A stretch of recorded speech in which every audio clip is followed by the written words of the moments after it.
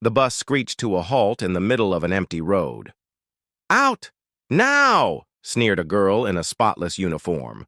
A shy, poor black girl in faded, repaired clothes clutched her school bag tightly.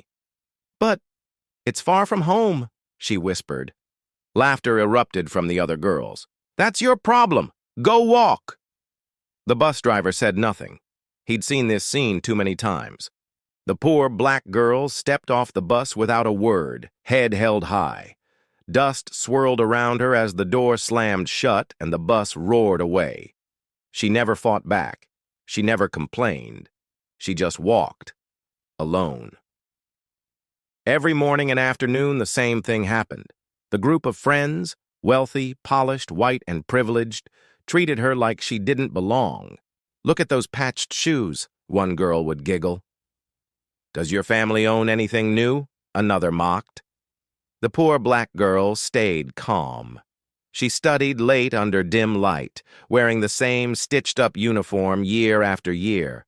No gadgets, no tutors, just determination. Her mother told her, "Let them laugh. You're going to give them a reason to look up one day." Years passed. After graduation, life split paths. The rich girls, once full of pride, took ordinary jobs. Receptionists, assistants, clerks, they still rode the same crowded bus to work every morning. But the poor black girl, she worked 2 jobs, earned scholarships, studied harder than anyone. She never forgot the insults, not out of anger, but as fuel. Through grit and sleepless nights, she built a small business. That business grew into an empire. By her early 30s, she wasn't just successful. She was a billionaire, running companies that hired thousands. One sunny morning, a sleek black limousine glided down the very same route where those old school buses ran.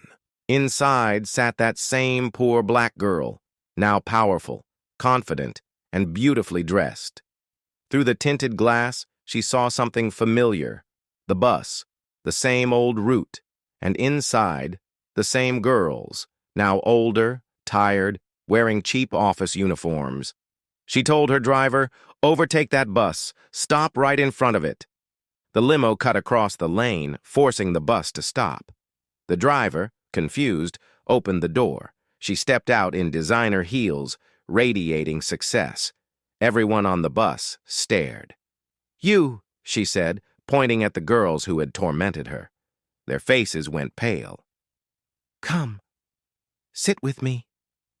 Inside the limousine, silence hung heavy. Finally, one of them whispered, "We're sorry. We were stupid kids." The billionaire nodded calmly.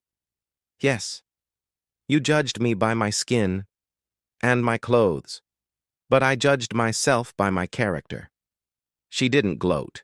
She didn't seek revenge. Instead, she reached into her bag and handed each of them an envelope. "Inside are job offers, positions in my company, not because you deserve them, but because someone once gave me a chance when I didn't deserve it either. Learn this: color doesn't measure worth, character does." Tears welled up in their eyes as the limo rolled away. That day, the lesson hit harder than any punishment could. Once upon a time in a bustling city, there was a renowned school. It was known for its high standards and exceptional teachers. However, there was a dark side to the school. The students, especially the teachers, often faced harsh treatment from some parents. The situation became so dire that if a teacher dared to call a student by their name during class, they would be reprimanded. Can you imagine the audacity of a parent demanding that their child not be called by their name in class? Absurd, isn't it? Despite the absurd demands, the teachers remained patient. They understood the importance of maintaining a positive learning environment. But this changed when Ms. Johnson took over as the principal.